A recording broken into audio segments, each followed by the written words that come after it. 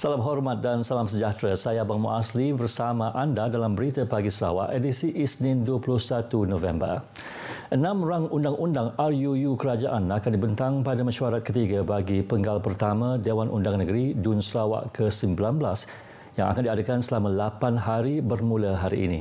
Yang di-Ketua DUN Sarawak Tan Sri Dato' Amar Muhammad Asfia Awang Nasal memberitahu antara RUU tersebut ialah RUU Perbekalan 2023-2022 yang akan dibentangkan oleh Premier Sarawak yang juga Menteri Keuangan dan Ekonomi Baru, Datuk Petinggi Tan Sri Abang Johari Tunuping.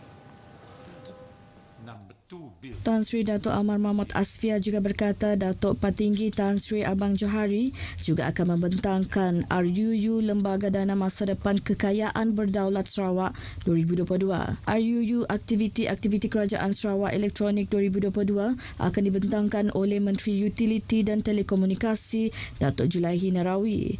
RUU Perlembagaan Negeri Sarawak Pindaan nombor 2 2022 pula akan dibentangkan oleh Timbalan Menteri di Jabatan Premier bagi Undang-Undang MA63 Hubungan Negeri Persekutuan Datuk Sharifah Hasidah Said Aman Ghazali. Turut akan dibentangkan ialah RUU Perbadanan Pembangunan Industri Perkayuan Sarawak Pindaan 2022 akan dibentangkan oleh Timbalan Menteri Perancangan Bandar, Pentadbiran Tanah dan Alam Sekitar Datuk Len Talif Saleh. Manakala RUU Kesihatan Awam Veterina Pindaan 2022 akan dibentangkan oleh Menteri Industri Makanan, Komoditi dan Pembangunan Wilayah Datuk Seri Dr. Steven Rundi Utom. Selain itu, Premier juga akan membentangkan RUU Perbekalan 2023-2022 untuk bacaan kali kedua dan akan mengemukakan usul untuk merujuk resolusi anggaran perbelanjaan bagi tahun 2023 kepada Jawatankuasa Perbekalan. Beliau memberitahu demikian kepada pemberita selepas mesyuarat pra-persidangan DUN di Kuching. Tan Sri Dato' Amar Muhammad Asfia memaklumkan pihak DUN telah menerima sebanyak 286 soalan daripada ahli DUN yang akan dijawab melalui lisan dan bertulis. Pembentukan kerajaan persekutuan yang stabil dan kuat adalah perlu bagi memastikan negara bersedia berdepan dengan kemelut ekonomi tahun hadapan. Ianya juga bagi mengelak kemelut berlarutan dalam bentuk parlimen tergantung walaupun rakyat telah memberi mandat pada pilihan raya umum ke-15 ini. Ahli Parlimen Kapit Datuk Seri Alexander Nantalinggi memberitahu pembentukan kerajaan itu akan memastikan negara bersedia berdepan dengan krisis ekonomi. Betapa pentingnya Sarawak ini sepatutnya diberi mandat yang begitu jelas, yang begitu besar, yang penting supaya kita dapat memperjuangkan hak Sarawak ini. Sementara itu, Timbalan Menteri di Jabatan Premier Sarawak Hal Ehwal Penerangan dan Unit Komunikasi Awam, Datuk Abdullah Saidul pula mahu kerajaan baru itu nanti mampu mengendalikan krisis ekonomi yang dijangka melanda seluruh dunia termasuk Malaysia. Kemampuan untuk mengurus pemulihan ekonomi ini sangat penting bagi beliau. Bukan perkara yang berkaitan dengan pemilihan negotiation untuk mendapatkan kedudukan seperti Timbalan Perdana Menteri dan sebagainya. Mereka ditemui RTM selepas mesyuarat pra-persidangan Dewan Undangan Negeri di Kuching. Semalam, Datuk Petinggi Tan Sri Abang Johari telah mengadakan perjumpaan dengan Pengerusi Perikatan Nasional Tan Sri Muhyiddin Yassin bagi membincangkan pembentukan kerajaan persekutuan. Pada sidang media semalam, Datuk Petinggi Tan Sri Abang Johari mengumumkan Gabungan Parti Sarawak GPS mengambil keputusan membentuk Gabungan Bersama Perikatan Nasional PN, Barisan Nasional BN dan Gabungan Rakyat Sabah GRS bagi membentuk kerajaan persekutuan. Perdana Menteri yang bakal dilantik menerajui negara diharap dapat memberikan jawatan menteri penuh kepada wakil rakyat dari Gabungan Parti Sarawak GPS agar mampu memberikan impak dan manfaat besar kepada penduduk di Sarawak. Ahli Parlimen Hulu Rajang, Datuk Wilson Ugak Kumbong mencadangkan antara kementerian yang sesuai diberikan kepada wakil rakyat GPS adalah kementerian yang terlibat dalam pembangunan infrastruktur seperti Kementerian Kerja Raya dan Kementerian Pembangunan Luar Bandar. Datuk Wilson memberitahu langkah ini penting bagi membantu mempercepatkan pembangunan infrastruktur asas seperti jalan raya terutama di kawasan luar bandar dan pedalaman negeri ini. Beliau mendedahkan semasa tempoh pilihan raya umum ke-15, beliau sendiri meredah jalan balak yang sebahagiannya terdapat kejadian tanah runtuh selain keadaan berbahaya dan licin setiap kali berlakunya hujan. Jelasnya dengan keadaan ini adalah penting pelantikan tersebut bagi wakil rakyat tempatan yang lebih memahami situasi sebenar di kawasan masing-masing. Saya percayalah kerajaan jikanya GPS bersama kerajaan yang akan memikirkan gabungan yang terbaik. Dan gabungan terbaik ini supaya ia dapat memberi manfaat kepada negeri Sarawak. Kerana Sarawak adalah kerajaan yang stabil dan kita adalah mempunyai, kalau tak silap saya, 23 ahli parlimen. Dan pada ketika ini Bahram saja belum memberi keputusan, tapi Bahram dalam segi keputusannya sudah menang dan kita tak mau masuk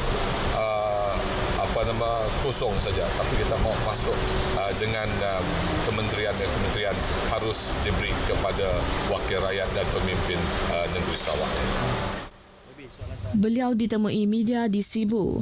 Datuk Wilson Ugat juga berharap jawatan di Kementerian Pendidikan juga perlu ada wakil dari Sarawak kerana masih terdapat banyak sekolah daif di negeri ini yang memerlukan usaha naik taraf dan bina semula. Katanya keadaan sekolah daif akan mengurangkan motivasi guru dan pelajar selain merugikan Sarawak dari segi pembangunan modal insan yang akan menjadi pemimpin masa depan Sarawak satu hari kelak.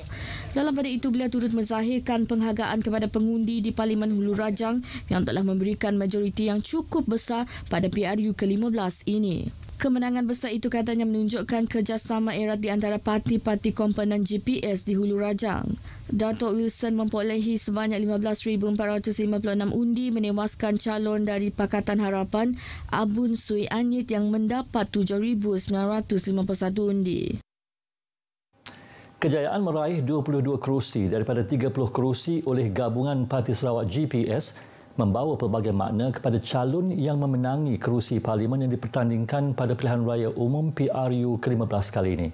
Mereka yang terdiri daripada pelbagai bangsa, jentina dan umur bakal mewakili kepelbagaian lapisan masyarakat Sarawak akan menyuarakan hak-hak mereka di Dewan Rakyat kelak.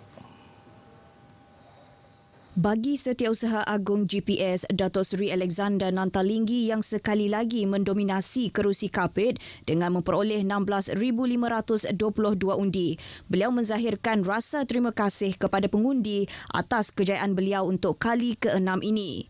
Sungguhnya saya merasa bangga lah.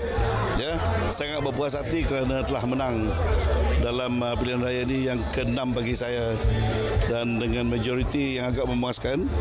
Jadi dalam perjalanan masa kempen pun berjalan dengan lancar, tak ada isu, tak ada masalah di kawasan.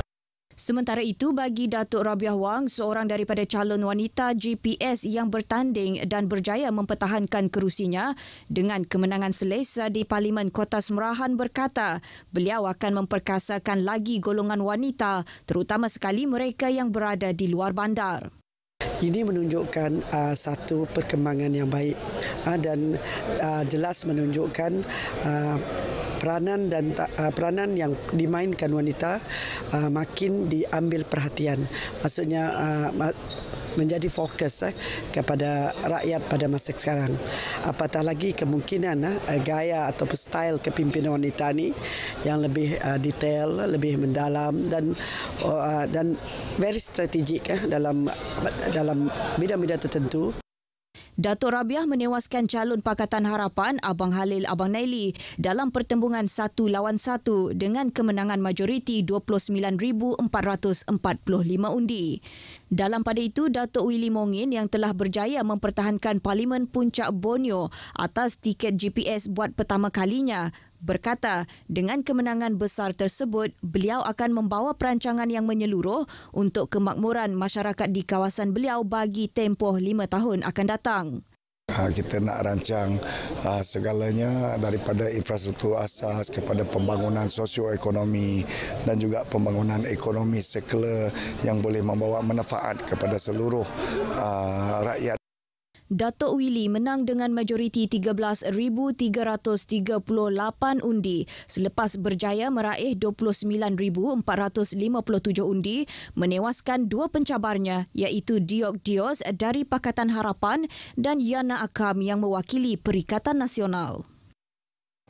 Di Muka 4, penghuni hilang tempat tinggal selepas kediaman mereka di Kampung Hilir Dalat musnah 100% dalam satu kejadian kebakaran petang semalam. Menurut laporan Pasukan Gerakan Operasi Bomba Sarawak, pihaknya menerima laporan mengenai kejadian tersebut pada pukul 6.14 petang. Laporan tersebut memaklumkan setibanya di lokasi kejadian, pihak bomba mendapati sebuah rumah satu tingkat jenis tidak kekal terbakar. Kesemua penghuni merupakan seorang lelaki warga emas berusia 80 tahun dan seorang wanita dewasa berusia 47 tahun dan dua remaja perempuan berusia 12 dan 16 tahun. Walau bagaimanapun, tiada kemalangan jiwa dilaporkan.